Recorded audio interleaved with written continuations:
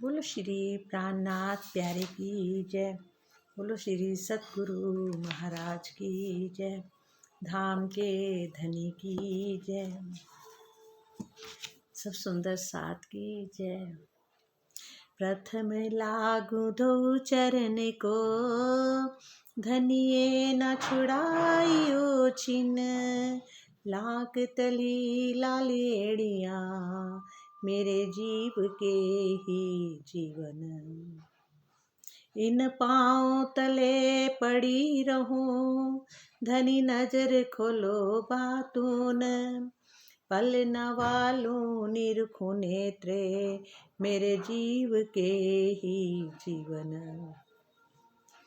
चित खेच लिया इन चरणों, मोहे सब विध करी धन धन।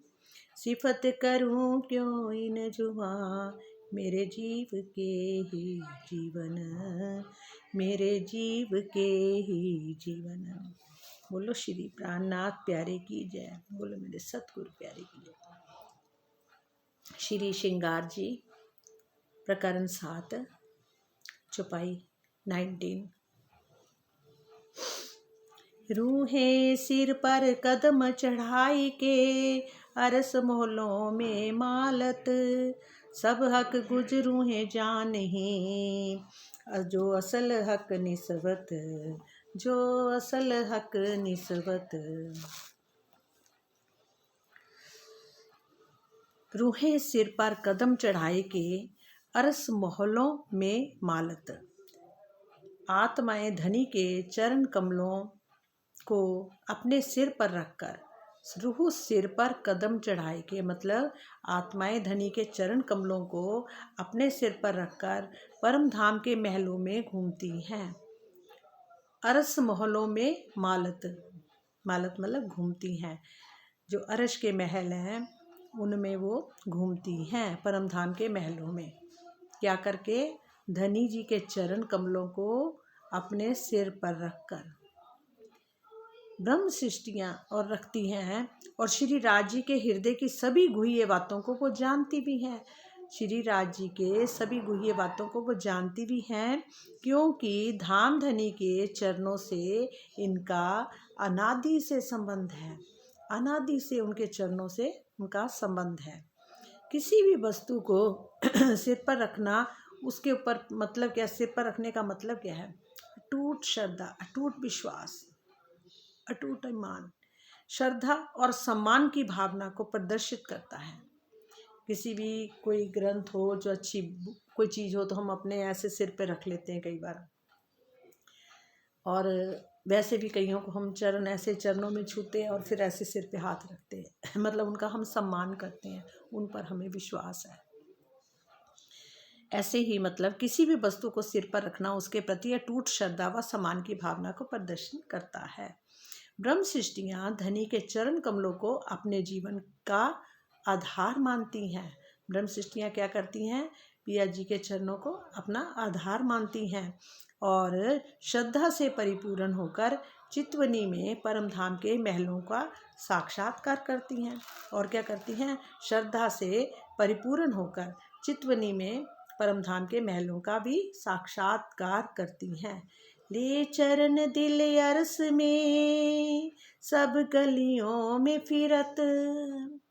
सब सुध होवे अरस की, जो असल हक निस्बत।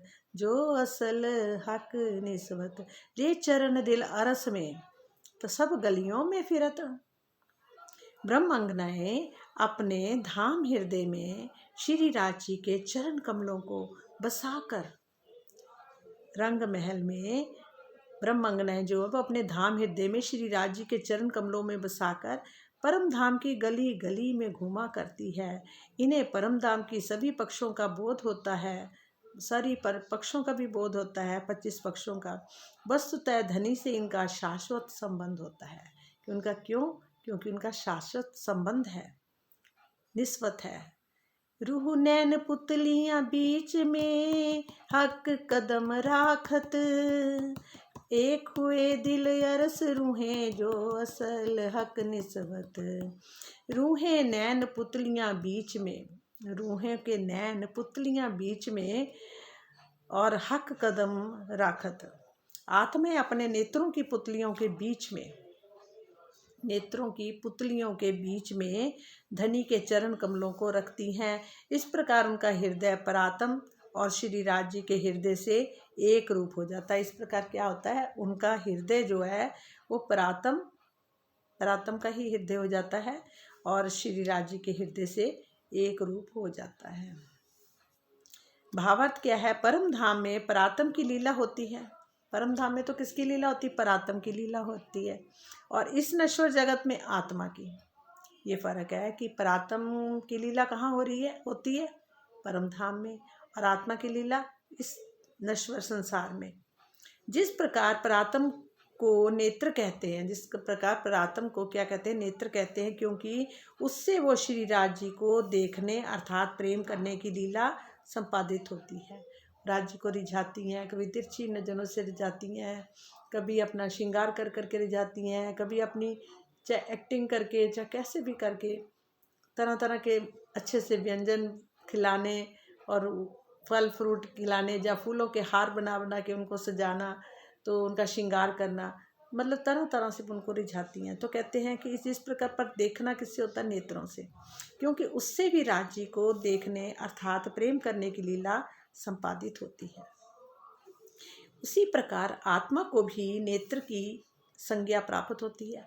आत्मा को भी किस चीज़ की होती है संज्ञा, नेत्रों की, क्योंकि नेत्रों से ही राज्य को देख रही हैं और राज्य नेत्रों को ही लेके उनकी मतलब दृष्टि को ही यहाँ लाए हैं, इन जीवों के ऊपर आके बिठा दी है, संज्ञा प्राप्त होती है। पुतली को हृदय इसलिए कहते हैं, पुतली को क्यों हृदय कहते हैं, क्योंकि उसमें स्वरूप विद्यमान होता है।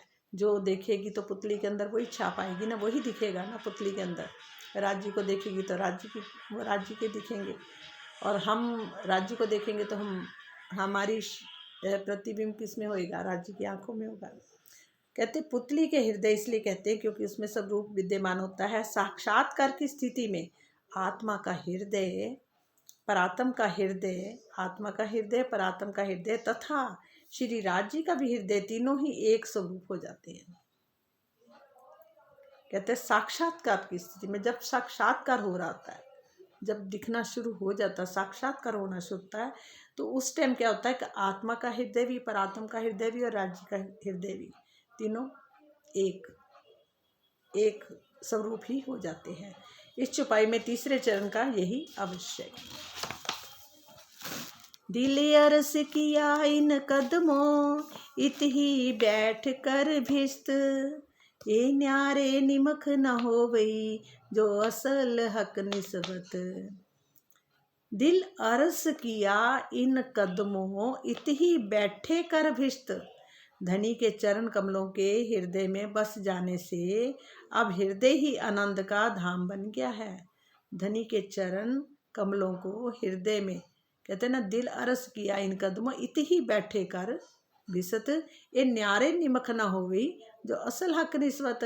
मतलब कि जिन चरणों से आत्मा का अनादिकाल से अखंड संबंध रहा है, जिन चरणों से अनादिकाल से मतलब अखंड संबंध रहा है, तो उनको अपने हृदय में बसा लेने के पश्चात वह एक क्षण के लिए भी इन्हें अलग नहीं होने देगी, इनको एक क्षण के लिए भी अलग नहीं होने देगी। मतलब कि धनी के चरण कमलों को हृदय में बस जाने से अब हृदय में आनंद का धाम बन गया है। इस चौपाई में प्रस्तुत भविष्यत भिष्ट का तात्पर्य आनंद के भंडार स्थान से है, आनंद के भंडार स्थान से है, जहाँ जोग माया की भिष्टों से कोई संबंध नहीं है। मतलब ये भिष्ट बोला तो भिष्ट का लिखा ना कि दिलर्स क्या थी बैठे कर भिस्त, भिस्त जो आया बैठे कर भिस्त, भिस्त का मतलब यहाँ पर क्या आया है, जहाँ जोग माया की भिष्टों से कोई संबंध नहीं, बल्कि आनंद के सागर अक्षरातीत के ही हृदय धाम में बस जाने को भिष्ट कहा गया है। प्रीतम के हृदय भिष्ट कहा गया है। गुण के ते कहूँ इन कदम के, जिन्हें अरस अखंड किया इत, एक कदम ताले तिनके जो असल हक निस्बत। गुण के ते कहूँ इन कदम के, जिन अरस अखंड किया इत इत। श्री राज जी के चरणों की महिमा का मैं कहाँ तक वर्णन करूं। ये कदम ताले तिनके जो असल हक निस्वत। कहते इन गुण कहते कहूँ इन कदम के, श्री राज जी के चरणों की महिमा का मैं कहाँ तक वर्णन करूं। इन चरणों के कारण ही तो मेरा हृदय अखंड परम धाम कहलाने लगा है। इन चरणों के कारण तो अखंड धाम हृदय कहलाने लगा है। धनी के जे अति मनोहर चरण उन्हीं के हृदय में बसते हैं, जिनका अक्षरातीत से मूल का संबंध होता है। कहते हैं कि धनी के चरण जो हैं, धनी के जो अति मनोहर चरण जो हैं, उन्हीं के हृदय में ही बसते हैं, जिनका अक्षरातीत से मूल का संबंध होता है। जो मूल का संबंध है, जो वहीं के शरीर हैं और उनकी ही आत्मा के दिल में विराजमान है। और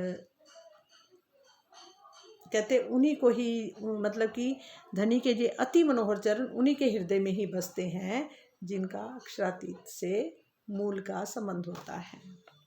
तीन भाग की मैं क्या कहूँ, ये जिन दिल कदम बसत, धन धन कदमे धने दिल, जो असल हक निस्बत। तीन भाग की मैं क्या कहूँ, ये जिन दिल कदम बसत, जिन के धाम हृदय में श्री राज जी के जे चरण कमल बस जाते हैं, जिनके धाम हृदय में श्री राज जी के चरण कमल जो है बस जाते हैं, और उनके सौभाग्य की मैं कैसे वर्णन करूं। बस इतना ही कहा जा सकता है कि वे चरण कमल धन्य धन्य हैं, जो आत्मा के धाम हृदय में विराजमान होकर अखंड आनंद देते हैं। जो आत्मा के धाम हृदय में विराजमान होकर क्या देते हैं, अखंड सुख अखंड आनंद देते हैं। इसी प्रकार आत्मा का वह हृदय भी धन्य धन्य है। आत्मा का हृदय भी तो धन्य धन्य है ना, जहाँ उनके चरण हैं, जहाँ राज जी खुद बैठे हैं, जिसमें धनी के जे चरण कमल विराजमान होते हैं। वस्तुतः ये तो मूल संबंध के ही कारण होता है। वैसे क्या है, ये सब मूल संबंध के कारण। कई मलकूत पारूं तिन खाक पर, जिन दिले कदम आवत, और दिल अरस न हो गई विनासल हक निस्बत। कई मलकूत वारूं तिन खाक पर, जिन दिल एक कदम आवत। जिनके हृदय में प्रीतम अक्षरातीत के चरण कमल बस जाते हैं, जिनके हृदय में प्रीतम के चरण कमल बस जाते हैं, उनकी चरण धूलि के ऊपर, उनकी चरण धूलि के ऊपर पाने के लिए मैं उनको अनेकों बैकुंठ के राज्य को निछावर कर दूं। जिनके हृदय में प्रीतम अक्षरातीत के चरण कमल बस जाते हैं, कई मलकूत बार दूं तीन खाक पर। मलकूत का क्या मतलब है, कितने ही बैकुंठ राज्यों को मैं निछावर कर दूं, अनेकों बैकुंठ के राज्यों को निछावर कर दूं। तो क्या है, बिना मूल संबंध के तो किसी का भी हृदय धाम नहीं बन सकता, भले ही कोई ही कितना ही ज्ञानी ध्यानी एवं तपस्वी क्यों ना हो। कितना भी कोई ज्ञानी हो, ध्यानी हो, तपस्वी हो, वहाँ भी वो चरण नहीं बैठते जो मतलब जिनका मूल संबंध है अपने प्रीतम से, श्री राज जी से, उनके ही हृदय में विराजमान होते हैं। जिनके हृदय में प्रीतम अक्षरातीत के चरण कमल बस जाते हैं, उनकी चरण धूलि के ऊपर पाने के लिए मैं अनेकों बैकुंठों के राज्य को भी निछावर कर दूं। मतलब मेरे को अनेकों बैकुंठ के राज्य भी मिल जाए, मैं वो भी ना लूँगी, मेरे को वो भी मैं उनके ऊपर निछावर कर दूं, मुझे नहीं चाहिए। इंद्र का शासन भी कोई दे दे, वो भी नहीं चाहिए। कितने सुख दे दे, पूरे राजमहल राजा कोई बना दे, वो भी सुख नहीं। पर क्या है, अपने प्रीतम, हमारे प्रीतम जो है, कहते हैं ना, जिनके हृदय में प्रीतम अक्षरातीत के चरण कमल बस जाते हैं, उनकी चरण धूलि के ऊपर पाने के लिए तो मैं अनेकों विकुंठ राज्य को निछावर कर दूं। बिना मूल संबंध के तो किसी को भी हृदय धाम नहीं बन सकता, भले ही कोई कितना हो, ज्ञानी हो, पाठी हो, तपस्वी हो, कुछ भी हो। इस चौपाई में स्वयं, इस चौपाई में क्या है, स्वयं महामती जी का ये कथन बहुत ही महत्वपूर्ण है कि जिन्होंने अपने हृदय में अक्षरातीत की शोभा को बसा लिया है, जिन्होंने अपने हृदय में अक्षरातीत की शोभा को बसा लिया है, जिन उनकी चरण धूलि पर मैं अनेकों बैकुंठ के राज्यों को भी परित्याग कर दूं। निसंदेह ये कथन चितवनी की महत्ता को उजागर कर रहा है, जिसके द्वारा अध्यात्म की ये बाहरी अवस्था प्राप्त होती है। दिल सांच ले शरीयत चले, जहाँ पाक होए ले तरीकत, दिल अरस ना होए बिना मोमिन, जाकी असल हक निस्बत, जाकी असल हक निस्बत। दिल सांच ले शरीयत चले, या पाक होए ले तरीकत, भले ही कोई सच्चे हृदय से कर्म कांड का पालन करे, जब पवित्र भाव से उपासना भक्ति का मार्ग अपनाए, किंतु ब्रह्म मुनियों के अतिरिक्त अन्य किसी का भी हृदय धाम नहीं हो सकता, क्योंकि मात्र इनका ही श्री राज जी से अखंड संबंध है। संसार के जीव कर्म कांड, शरीयत और उपासना तरीकत के मार्ग पर चलते हैं तारतम ज्ञान से रहित होने के कारण ही। किस लिए वो चलते हैं? क्योंकि उनके पास तारतम का ज्ञान नहीं है और परब्रह्म के धाम, स्वरूप तथा लीला के बारे में नहीं जानते हैं वो लोग। यही कारण है कि वे हकीकत यानी सत्य के मार्ग पर नहीं चल पाते, पर परब्रह्म के साक्षात्कार से वंचित रह जाते हैं। वो किससे वंचित रह जाते हैं? परब्रह्म के दर्शन से, साक्षात्कार से वो वंचित रह जाते हैं। उनको मतलब कि परब्रह्म का साक्षात्कार नहीं होता।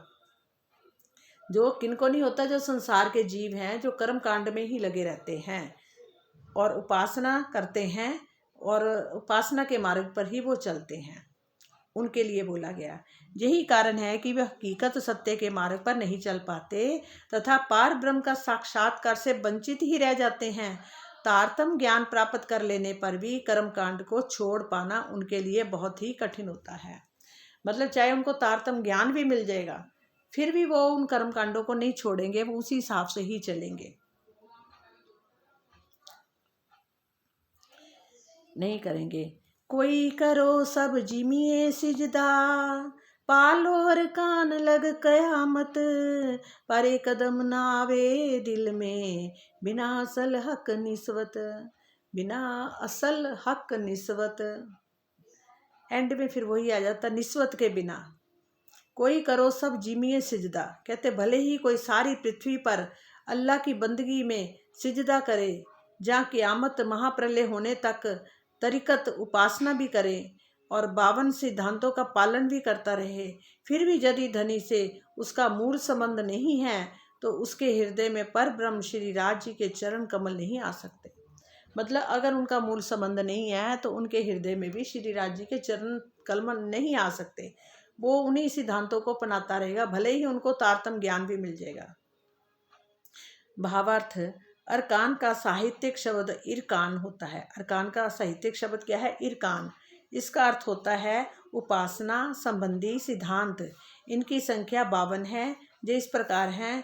3 तो सूरत है, जैसे बशरी, मलकी, हकी, और प्लस 4 आकाश हो गए, नासूत, मलकूत, जबरूत और लाहूत। लाहूत यही होगा ना, क्षर, और जैसे निराकार आ जाता है, और बेहद का मंडल हो गया और परमधाम हो गया। लाहूत बोलेंगे परमधाम को।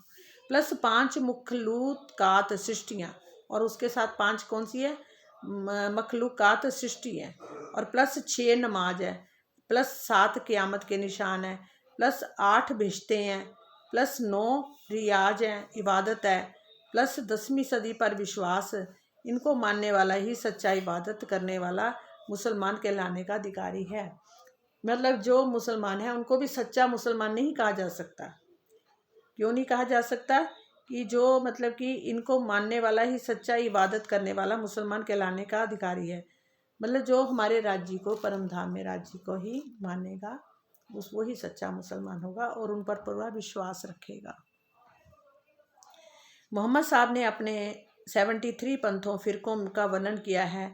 उसमें से केवल एक ही फिरका सच्चा होगा, जिसका श्री राज जी की ओर से मार्गदर्शन प्राप्त होगा। जिसको श्री राज जी की तरफ से, जिसको श्री राज जी की तरफ से केवल एक ही फिरका सच्चा होगा, जिसको श्री राज जी की ओर से मार्गदर्शन प्राप्त होगा। उनकी तरफ से जो मार्ग जिनको मिलेगा, हिदायत होगी, एकमात्र वही फिरका अखंड सुख को प्राप्त करने वाला होगा। आखिर में कितने फिरके हैं देखो, उसके बावजूद भी मतलब 73 पंथों का वर्णन किया गया है। पर उसमें से केवल एक ही फिरका सच्चा माना गया जो राज्य की तरफ से हिदायत होगी, एकमात्र वही फिरका अखंड सुख को प्राप्त करने वाला होगा। शेष सभी 72 फिरके दोजगी होंगे, दोजखी होंगे, मतलब उन सबको दोजख की अग्नि में जलना पड़ेगा। जितने भी फिरके हैं मुसलमान हैं, सबको दोजख की अग्नि में जलना होगा। इसी एक फिरके का धनी से अखंड संबंध होगा। जिसका एक फिरका कौन सा लास्ट है, जिसका धनी से अखंड सुख मतलब अखंड संबंध होगा, अखंड संबंध होगा। इसी एक फिरके का धनी से अखंड जिनका संबंध होगा। भावार्थ कुरान में जिस नाजी फिरके अखंड आनंद प्राप्त करने वाले समुदाय का वर्णन है वह ब्रह्म सृष्टियों का ही समुदाय है। वह क्या है, समुदाय का वर्णन है, वह ब्रह्म सृष्टियों का ही समुदाय है। और इनके ही मूल तन परम धाम में, इनके मूल तन कहाँ पर है, परम धाम में है। और जिनके मतलब परम धाम के अंदर मूल तन है, ब्रह्म मुनियों का वही का ही समुदाय है। और मोहम्मद साहब ने इनको ही अपना भाई कहकर इनकी महिमा गाई है। मतलब मोहम्मद साहब ने इन्हीं भाइयों की मतलब ब्रह्म सृष्टियाँ जो हैं, जो मतलब अर्श में यानी कि परम धाम में रहते हैं, उनका जो समुदाय है अपना भाई कहकर उनको महिमा गाई गई है, उनको अपना भाई बोला है। श्री महामती जी, उत्तम होए खट कर्म करो, आचार करो विद्योगत, ब्रह्मचरण नावे ब्रह्म शिष्ट बिना, जाकी ब्रह्म सो निस्वत।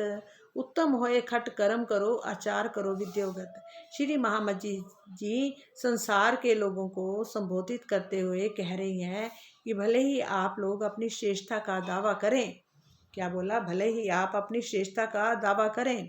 संसार के लोगों को संबोधित करते हुए कह रही हैं कि भले ही आप अपनी श्रेष्ठता का दावा करें, षट कर्मों का आचरण भी करें तथा विधिवत सदाचार का पालन भी करें, फिर भी यदि आपने परम धाम का मूल संबंध नहीं है तो श्री राज जी के चरण कमल आपके हृदय में नहीं आ सकते। जिनका मूल संबंध है उनके ही चरण कमल आएंगे, मतलब उनके तो हृदय में वैसे ही पहले से ही बैठे हुए हैं ना, औरों के कहा नहीं आएंगे। वेद पढ़ना पढ़ाना, यज्ञ करना कराना, दान लेना तथा दान देना, ये षट कर्म माने जाते हैं। कौन से? वेद पढ़ना पढ़ाना, यज्ञ करना कराना, दान लेना तथा दान देना, ये षट कर्म माने जाते हैं। तारतम ज्ञान से रहित होकर भले ही कोई कितना भी धर्माचरण क्या ना करे, उसे पर ब्रह्म का साक्षात्कार का अनुभव नहीं हो सकता। प्रकृति से परे वह पर ब्रह्म अंतःस्करण और इंद्रियों से होने वाले भक्ति द्वारा ही प्राप्त नहीं हो सकता। मतलब भक्ति भी करते रहो तब भी वो प्राप्त नहीं होगा, पर केवल मूल संबंध से ही।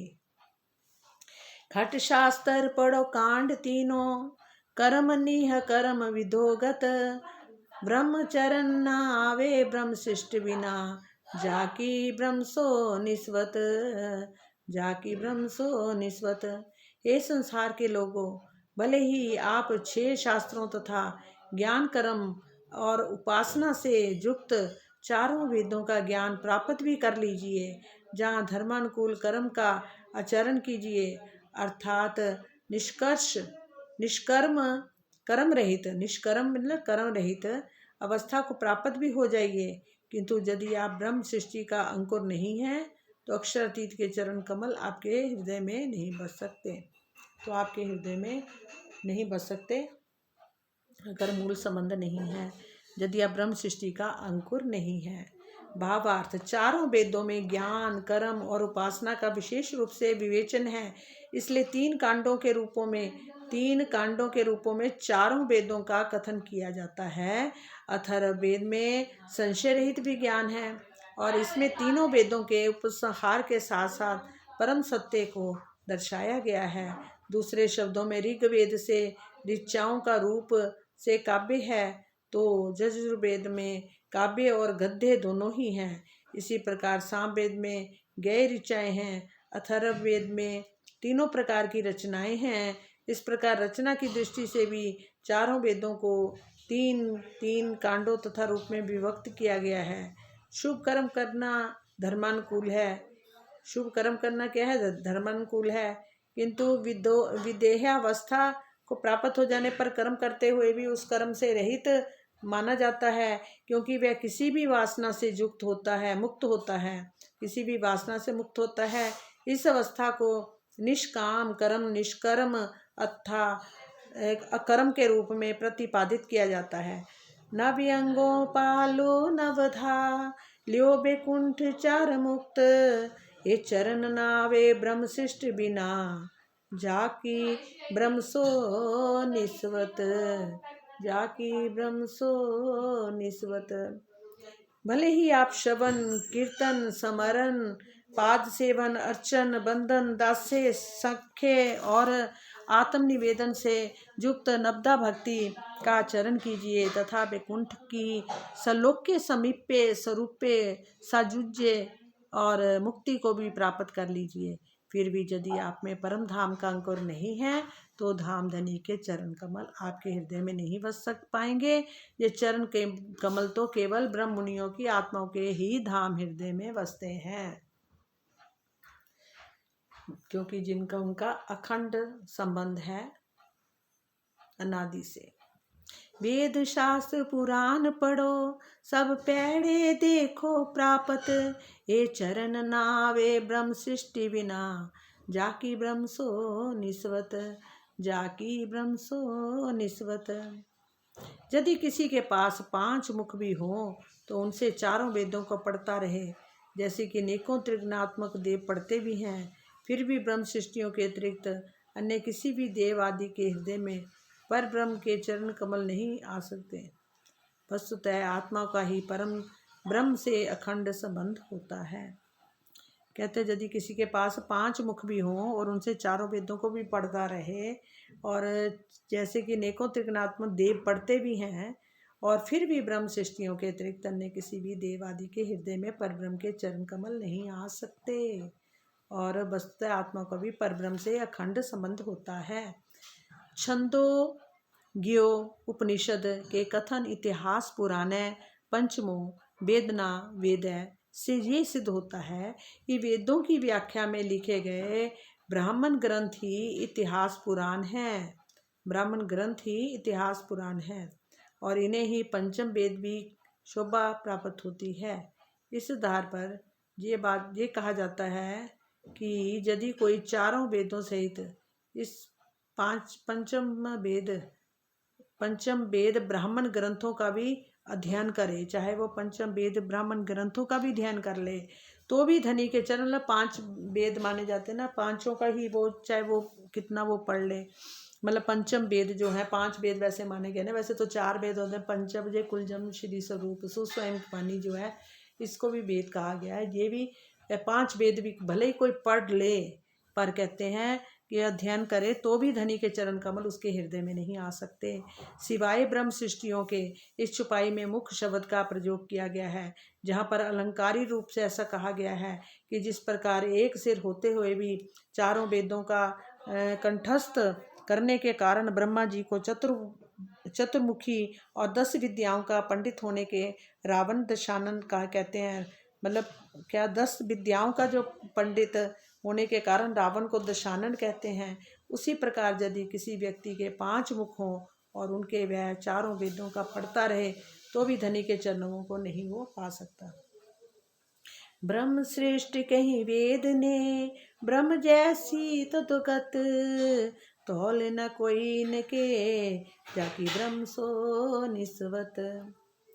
ब्रह्म श्रेष्ठ कही वेद ने ब्रह्म जैसी तद्गत, वेदों ने ब्रह्म सृष्टियों के पर ब्रह्म के समान ही कहा गया है। देखो, ब्रह्म सृष्ट कही वेद ने ब्रह्म जैसी तद्गत, वेदों ने ब्रह्म सृष्टियों को पर ब्रह्म के समान ही कहा गया है। मतलब जो ब्रह्म सृष्टियाँ उनको पर ब्रह्म के समान ही कहा है। किन्होंने कहा है? वेदों ने। वेदों में भी ब्रह्म सृष्टियों का गुण गाया गया और उनको कहा है पर ब्रह्म का ही दर्जा दिया है। इनकी तुलना अन्य किसी भी प्राणी से नहीं हो सकती। जो ब्रह्म मुनि हैं उनकी तुलना किसी भी प्राणी से नहीं हो सकती, क्योंकि इनका तो अक्षरातीत से अनादि काल से अटूट संबंध है। क्योंकि उनका तो अक्षरातीत से अनादि काल से ही अटूट संबंध है, रहेगा, रहता था, रहता है, रहेगा। तैत्तिरीय उपनिषद में कहा गया है, तैत्तिरीय उपनिषद में कहा गया है कि ब्रह्म विदो ब्रह्मेव भवति, मतलब ब्रह्म विदो ब्रह्मेव भवति। ब्रह्म को जानने वाला ब्रह्म के ही समान होता है। ब्रह्म को जानने वाला ब्रह्म के समान ही होता है। ब्रह्म को जानने वाला ब्रह्म के समान ही होता है। पर ब्रह्म का कि कहते ना, ब्रह्म ज्ञानी भी नहीं फिर बोल सकते, ओनली ब्रह्म ही रह जाता। फिर वो ब्रह्म ज्ञानी भी शब्द होता है जो ज्ञान जानता है। वहाँ तो ज्ञान भी नहीं रहता, वहाँ तो खुद ही खुद परमेश्वर खुदा ही होता है। पर ब्रह्म की अंग रूपा आत्मा ही इनके वास्तविक स्वरूप को जानती हैं, इसलिए ब्रह्म सृष्टियों को उनके समान ही कहा गया है। ब्रह्म सृष्टियों को उनके समान ही कहा गया है, क्योंकि ब्रह्म आत्मा ही वो जानती हैं। पर ब्रह्म की अंग रूपा होने से उन्हें ब्रह्म रूप कहने पर भी अद्वैत सिद्धांत में कोई त्रुटि नहीं होती। वैराग्य शतक में भर्तृहरि जी ने स्पष्ट रूप से कहा है कि ब्रह्म इंद्रिय इंद्रादि रुद्र गणा सत्रीन कनान यत्र स्थितो मन्यते, अर्थात पर ब्रह्म में अपना चित्त लगाकर ज्ञानी जन ब्रह्मा और इंद्र आदि देवगणों को तिनको की भांति ही नगण्य मानते हैं। कहते ना कि पर ब्रह्म में अपना चित्त लगाकर ज्ञानी जन ब्रह्मा और इंद्र आदि देवगणों को तिनको भी भांति नगण्य ही मानते हैं। भर्तृहरि जी ने इस कथन से स्पष्ट है कि ब्रह्म ज्ञानी परमहंस के समक्ष ब्रह्मादि देवताओं की महिमा नगण्य है। मतलब कि इस कथन से स्पष्ट है कि ब्रह्म ज्ञानी परमहंस के पास समक्ष ब्रह्मादि देवता की महिमा भी नगण्य है, वो भी उनके बराबर नहीं है। देवताओं की महिमा भी ब्रह्म सृष्टियों के ब्रह्म ज्ञानियों परमहंसों के समक्ष सामने। महाभारत की शांति पर्व अध्याय 198 श्लोक 6-10 में कहा गया है कि परम धाम के समक्ष सभी देवलोक नरक के समान है। परम धाम के सामने क्या वर्णन किया है? जितने भी देवलोक हैं वो उनको नरक ही माना गया है, वो नरक के समान है। कहाँ के समान? सामने, परम धाम के सामने। किन्होंने बोला है? महाभारत के शांति पर्व अध्याय में कहा गया है, एते वै निश्यासतात स्थानस्य परमात्मने। एते वै निश्यासतात स्थानस्य परमात्मने, मतलब कि परम धाम के समक्ष सभी देवलोक नरक के समान है। सुख जी आए न वास्ते ले किताब भागवत, ये चरण नावे ब्रह्म सृष्टि बिना जाकी ब्रह्म सो निस्वत। सुखदेव जी इन्हीं ब्रह्म सृष्टियों के पहचान कराने के लिए सुखदेव जी भागवत ग्रंथ लेकर आए। परम धाम की आत्माओं के बिना धनी के चरण कमल अन्य किसी के भी हृदय में नहीं आ सकते। इन्हीं ब्रह्म सृष्टियों की पहचान कराने के लिए सुख जी आए इन वास्ते ले किताब भागवत लेके आए। ये चरण आवे ब्रह्म सृष्टि बिना जाकी ब्रह्म सो निस्वत, कि परम धाम की आत्माओं के बिना धनी के चरण कमल अन्य किसी के भी हृदय में नहीं आ सकते। परम धाम की आत्माओं के बिना धनी के चरण कमल, मतलब धनी के जो चरण कमल है परम धाम की आत्माओं के हृदय में ही विराजमान हो सकते हैं और अन्यथा कहीं नहीं। परम धाम की आत्मा के बिना धनी के चरण कमल अन्य किसी के भी हृदय में नहीं आ सकते। ब्रह्म ने भेजी परमहंस पर वेद स्तुति बंदोबस्त, हे ब्रह्म चरण क्यों छोड़े ही जाकी ब्रह्म सो निस्वत, जाकी ब्रह्म सो निस्वत। ब्रह्म ने भेजी परमहंस पर वेद स्तुति बंदोबस्त। अक्षरातीत ने अपने आदेश से ब्रह्म सृष्टियों के लिए ही वेद व्यासिका भेजा है, और जिसमें पर ब्रह्म के साथ साथ ब्रह्म सृष्टियों को भी महिमा दर्शाई गई है। जिनका धनी के चरणों से खंड संबंध है वे भला उन चरणों को कैसे छोड़ सकते हैं। अक्षरातीत ने अपने आदेश से ही ब्रह्म सृष्टियों के लिए वेदवाणी भेजी है। अपनी ही ब्रह्म सृष्टियों के लिए उन्होंने वेदवाणी भी भेजी है, जिसमें परब्रह्म के साथ साथ ब्रह्म सृष्टियों की भी महिमा दर्शाई गई है। जिनका धनी के चरणों में खंड संबंध है वे भला इन चरणों को कैसे छोड़ सकती हैं, भला इन चरणों को कैसे छोड़ सकती हैं।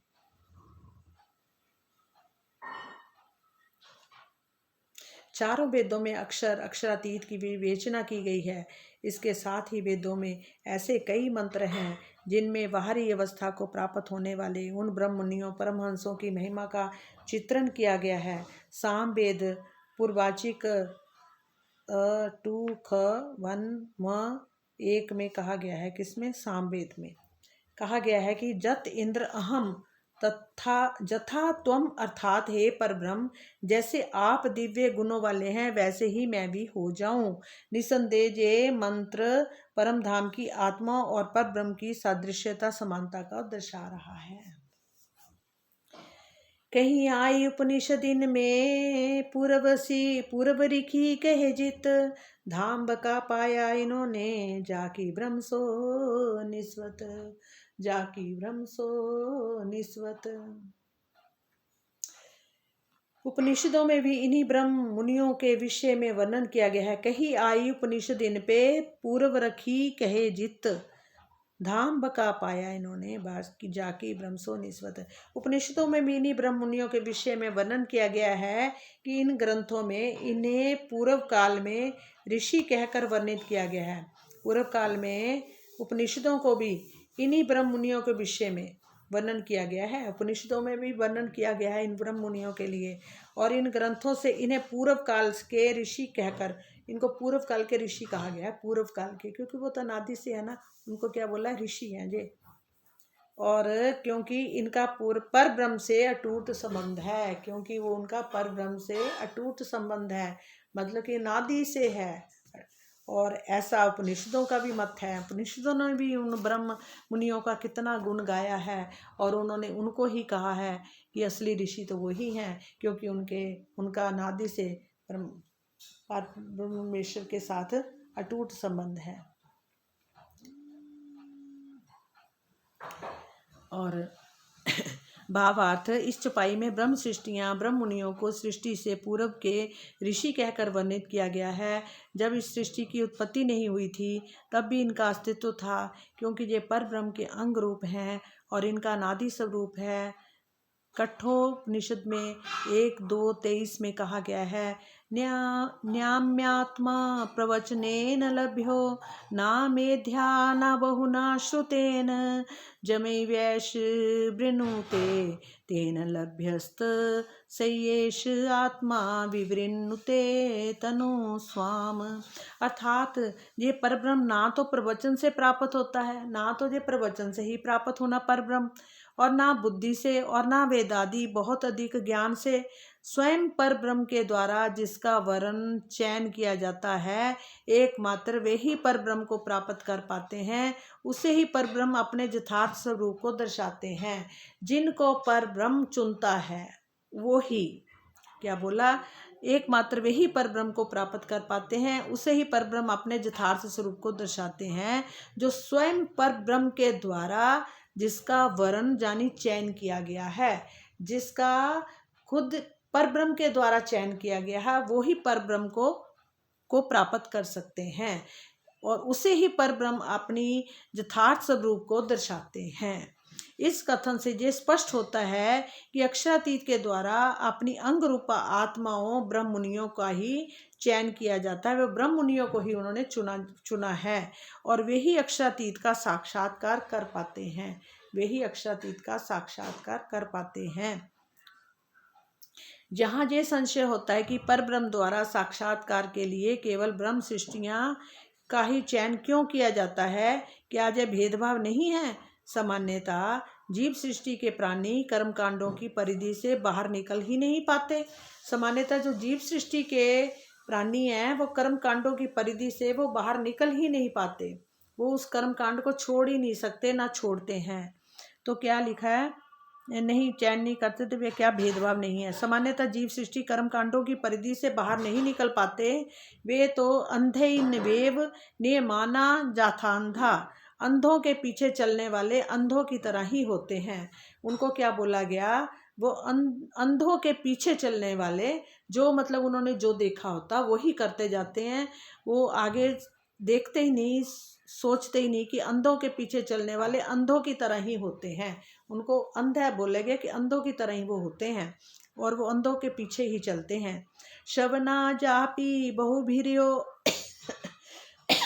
न लभ्ये शृण्वन्तो अपि वहवो यम्ना विदु। आश्चर्यो वक्ता कुशलोस्य लब्धा आश्चर्यो ज्ञाता कुशलानुविष्ट्य। कठोपनिषद में बोला गया, बहुतों को ब्रह्म ज्ञान तो सुनने को भी नहीं मिलता। बहुत से लोग तो उसे सुनते तो पर फिर भी कुछ जान नहीं पाते, और ब्रह्म ज्ञान का कथन करने वाला विरला ही होता है। उसे प्राप्त करने वाला कोई विशिष्ट ही होता है। ब्रह्मनिष्ठ सतगुरु के उपदेश से उसे कोई विरला ही प्राप्त कर पाता है। संसार में तारतम ज्ञान के अवतरण के पूर्व जो भी ब्रह्म ज्ञान रहा है, उससे परम गुहा एकादश द्वार में ध्यान समाधि द्वारा, एकादश द्वार जो बोला गया परम गुहिया ध्यान समाधि द्वारा जोग माया के ब्रह्मांड की अनुभूति होती रही है। मतलब कि जोग माया की तो अनुभूति होती रही है। संसार में तारतम ज्ञान के अवतरण के पूर्व जो भी ब्रह्म ज्ञान रहा है, जो उससे पहले भी जो भी ज्ञान रहा है ब्रह्म ज्ञान, उससे परम गुह्य एकादश द्वार जानी में ध्यान समाधि द्वारा जोग माया के ब्रह्मांड की अनुभूति तो होती रही है। किंतु इस स्तर तक पहुंचने वाले, जोग माया के ब्रह्मांड के मतलब इस स्तर में पहुंचने वाले उंगलियों पर गिने जा सकते हैं। मतलब थोड़े से लोग हैं जिनको उंगलियों से भी गिना जा सकता कि इतने लोगों ने वहाँ तक का ध्यान किया, और उसी शून्य समाधि को सब कुछ मानकर चुप हो जाते हैं। वो उसी शून्य समाधि को मानकर ही वो चुप हो जाते हैं। बेहद और अक्षर से परे, बेहद और अक्षर से परे अक्षरातीत के साक्षात्कार का कोई भी मार्ग नहीं था। बेहद और अक्षर से परे मतलब बेहद कौन सा, जोग माया का ब्रह्मांड जो है, और अक्षर से परे अक्षरातीत का साक्षात्कार का कोई भी मार्ग नहीं था। पहले कोई मार्ग ही नहीं था। अब ब्रह्म सृष्टियों के कारण, अब ब्रह्म सृष्टियां जो आई हैं उनके कारण ही तारतम ज्ञान का अवतरण हुआ है, और जिसके द्वारा बेहद से परे उस स्वलीला द्वैत पर ब्रह्म का सीधे ध्यान द्वारा साक्षात्कार किया जा सकता है। मतलब अब सीधा ही ध्यान द्वारा करा जा सकता है। स्वलीला द्वैत पर ब्रह्म का सीधे ध्यान द्वारा मतलब अब सीधे ही साक्षात्कार तारतम वाणी से किया जा सकता है। इस प्रकार उपनिषदों का आशय यही है कि मात्र ब्रह्म सृष्टियां ही उस सच्चिदानंद पर ब्रह्म का साक्षात्कार करने में समर्थ हैं। कौन? केवल ब्रह्म सृष्टियां ही। यद्यपि न्याय की दृष्टि से सभी बराबर हैं, वैसे न्याय की दृष्टि से सब बराबर हैं, किंतु साक्षात्कार की वास्तविक पात्रता केवल ब्रह्म सृष्टियों में ही आती है। केवल ब्रह्म सृष्टियों में ही आती है। और साक्षात्कार की ब्रह्म सृष्टि मोमिन कहे, रूहे लेवे वेद कतेव विगत, ए समझ चरण ग्रहे ब्रह्म के, जाकी ब्रह्म सो निस्वत। ब्रह्म मुनि मोमिन ही वेद कतेव के गुह्य रहस्यों को ग्रहण करते हैं और धनी के चरणों में स्वयं को समर्पित भी करते हैं, क्योंकि ये धनी के साक्षात अंग हैं। ब्रह्म मुनि जो हैं वो मोमिन ही वेद कतेव के गुह्य रहस्यों को ग्रहण भी करते हैं और धनी के चरणों में स्वयं को समर्पित भी करते हैं, क्योंकि ये धनी के साक्षात अंग हैं। वो धनी के साक्षात अंग हैं। इसलिए जो ब्रह्म मुनि है, मोमिन है, वो वेद कतेव की गुह्य रहस्यों को भी ग्रहण करते हैं, समझ लेते हैं, ग्रहण करते हैं, उनको भी ग्रहण कर लेते हैं और धनी के चरणों में भी स्वयं को समर्पित करते हैं और अच्छी तरह, क्योंकि वे धनी के साक्षात अंग हैं। ब्रह्म सृष्टि रूहे नाम दोए, अरस रूहे जानत, दो जान चरण ग्रहे कै, जाकी ब्रह्म सो निस्वत।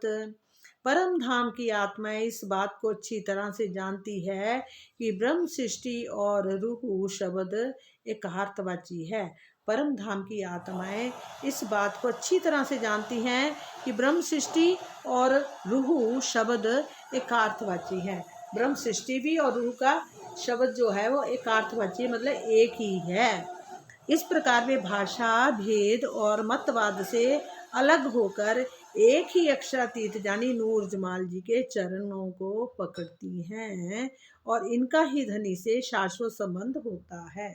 इनका ही धनी जी के साथ शाश्वत संबंध होता है। भावार्थ, हिंदू लोग जिसे ब्रह्म सृष्टि कहते हैं मुस्लिम जन उसे रूह कहते हैं, मुस्लिम लोग उसे रूह कहते हैं, और हिंदू लोग उन्हें ब्रह्म सृष्टि कहते हैं। और संकीर्ण विचारधारा वाले इसी में लड़ते रहते हैं। और परम धाम की आत्मा इस बात को अच्छी तरह से जानती कि ब्रह्म सृष्टि और रूह शब्द एक अर्थवाची है। इस प्रकार वे भाषा भेद मतवद से अलग होकर एक ही अक्षरातीत नूर जमाल के चरण पकड़ती हैं, और इनका ही धनी से शाश्वत संबंध होता है। पर भावार्थ क्या बताया, जो हिंदू लोग हैं जिसे वो ब्रह्म सृष्टि कहते हैं, और मुस्लिम लोग उन्हें क्या कहते हैं, रूह कहते हैं। और संकीर्ण विचारधारा वाले जो हैं इसी में ही लड़ते रहते हैं। जो बीच वाले वो क्या करते हैं, इन्हीं बातों से लड़ते रहते हैं, क्योंकि वे सांप्रदायिक कट्टरता के कारण अपनी विशेष देह वेशभूषा और रीति रिवाजों के दीवार नहीं तोड़ पाते। वो इस दीवार को तोड़ ही नहीं पाते। अपनी किस लिए, अपनी विशेष वेशभूषा आदि की रीति रिवाजों को, जो उन्होंने विशेष वेशभूषा पहनी होती है अपने रीति रिवाजों के सार, उसको वो तोड़ ही नहीं पाते, वहीं से नहीं निकल पाते। इसलिए वो उसका मतलब कि उल्लंघन करते हैं, मतलब लड़ते मरते रहते हैं। और उधार चरितानाम तू वसुधैव कुटुंबकम का चितार्थ नहीं कर पाते। वो इसका मतलब वसुदेव कुटुंब का जो है उसका भी चरितार्थ नहीं कर पाते, बता ही नहीं पाते। पढ़े वेद कतेव को जोग कसब ना पहुँचत, दिल अरस किया जिन कदमों ए नावे बिना हक निस्बत। हिंदू और मुसलमान दोनों ही वेदों और कतेब ग्रंथों का अध्ययन करते हैं। पढ़े वेद कतेब को जो कसब ना पहुँचत, हिंदू और मुसलमान दोनों ही वेदों और कतेब के ग्रंथों का अध्ययन करते हैं तथा उसके अनुसार योग साधना या सूफी मत वाले लोग हैं जो कसब की साधना करते हैं, किंतु धनी के जिन चरणों के हृदय में आ जाने से धाम के लाने की शोभा प्राप्त हो जाती है, वे चरण कमल बिना मूल संबंध के हृदय में नहीं आ सकते। वे चरण कमल केवल मूल संबंध वालों के ही आएंगे, वैसे नहीं आएंगे।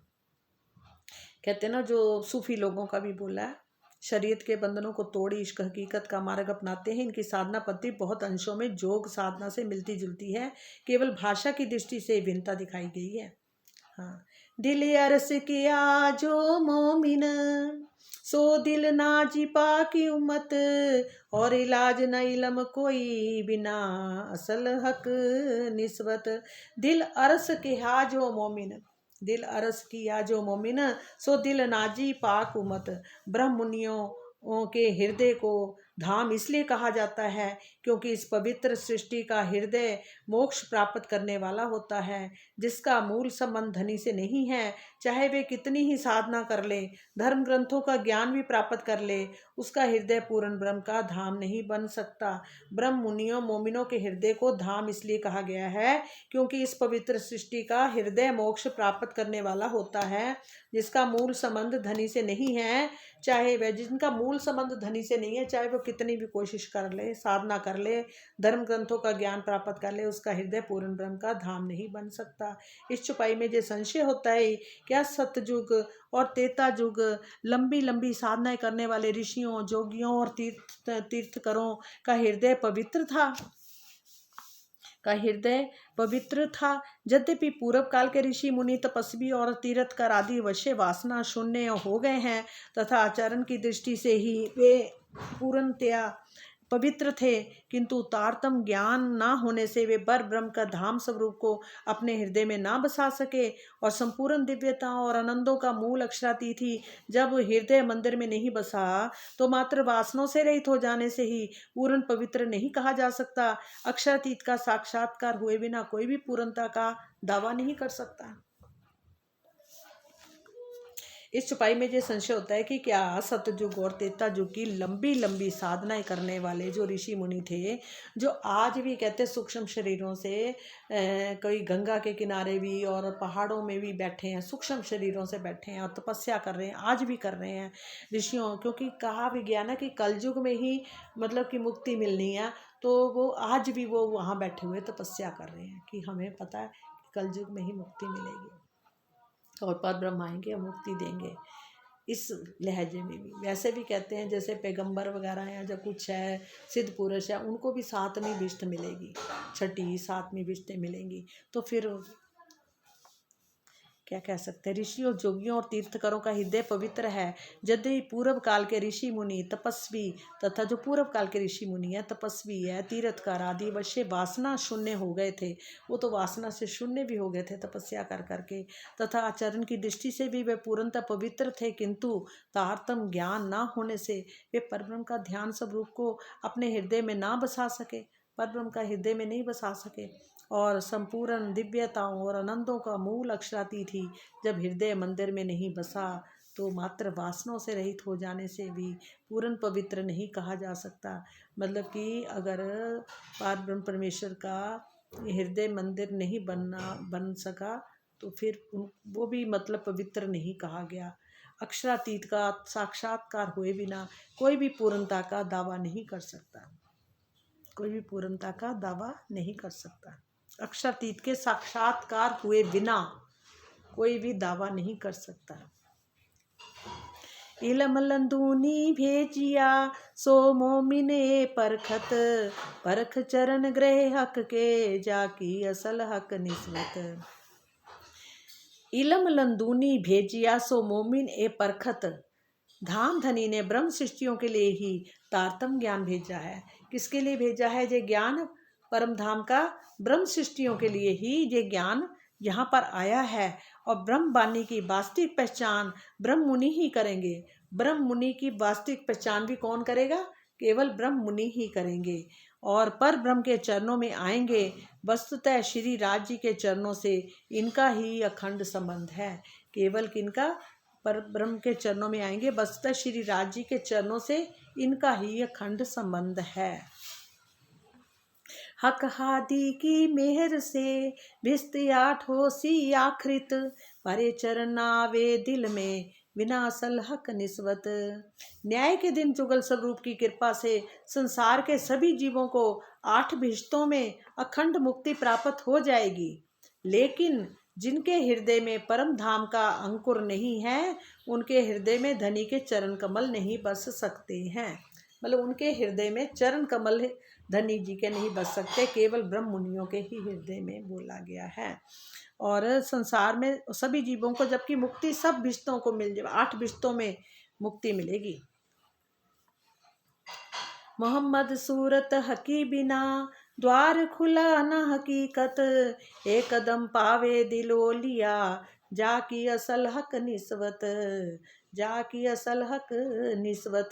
मोहम्मद की हकी सूरत श्री प्राणनाथ जी के बिना संसार को सत्य का मार्ग नहीं मिल सकता। मोहम्मद की हकी सूरत श्री प्राणनाथ जी के बिना, भले श्री प्राण जो मोहम्मद साहब की जो हक्की सूरत है, श्री प्राणनाथ जी के बिना संसार को सत्य का मार्ग नहीं मिल सकता। एकमात्र ब्रह्म मुनि ओलिया ही अक्षरातीत के चरणों को अपने धाम हृदय में बसाएंगे। कौन बसाएंगे? केवल ब्रह्म मुनि ही। ओलिया जिसको बोला गया, ओलिया मुसलमानों में क्या बोला गया? ओलिया। किनको बोला गया? ब्रह्म मुनियों को बोला गया ओलिया शब्द। और अक्षरातीत के चरणों को अपने धाम हृदय में बसाएंगे, क्योंकि इन्हीं का श्री राज जी से वास्तविक संबंध है, इन्हीं का ही श्री राज जी से वास्तविक संबंध है। एक कदम आए जिन दिल में तित आई हक सूरत, ए 14 तबक पावे नहीं बिना सल हक निस्बत। एक कदम आए जिन दिल में तित आई हक सूरत, जिनके हृदय में धाम धनी के जो चरण कमल आ जाते हैं, उनके हृदय में श्री राज जी का नख से शिख तक का पूर्ण स्वरूप आ जाता है। उनके हृदय में नख से लेकर सिर तक का पूर्ण स्वरूप आ जाता है। और 14 लोकों के जीव सृष्टि के प्राणी चाहे कितना भी प्रयास कर लें, किंतु मूल संबंध ना होने के कारण प्रीतम के चरणों को वे अपने हृदय में नहीं बसा सकते।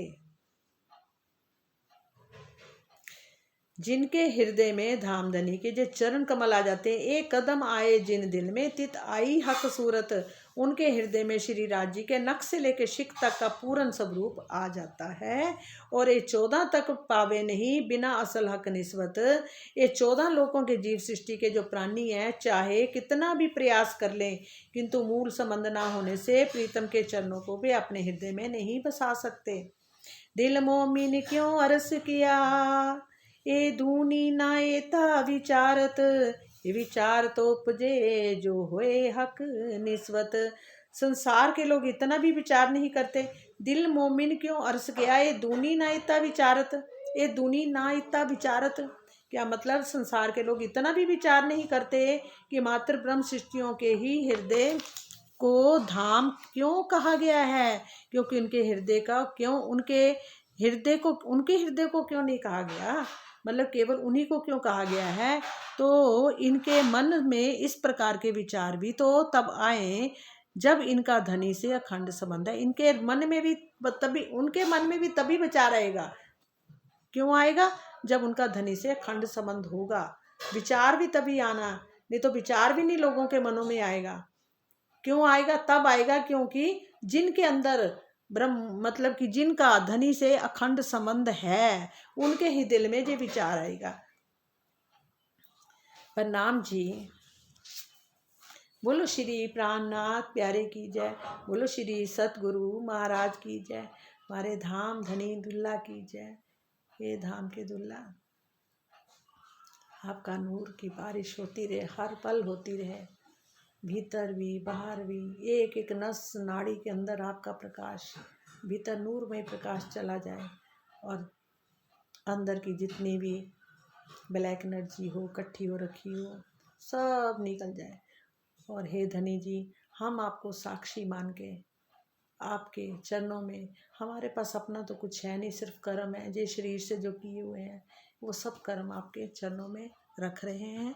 और बस आप को साक्षी मान के अब आप आए और प्रकट हुए, और अपने नूर को भीतर लेकर, बाहर भी भीतर भी, चारों तरफ एक रक्षा कवच सा बस बन जाए, ताकि बाहर की जितनी भी कोई भी चीज़ है वो हमें छुए ना, हमारा उनकी तरफ ध्यान आकर्षित ना हो बस।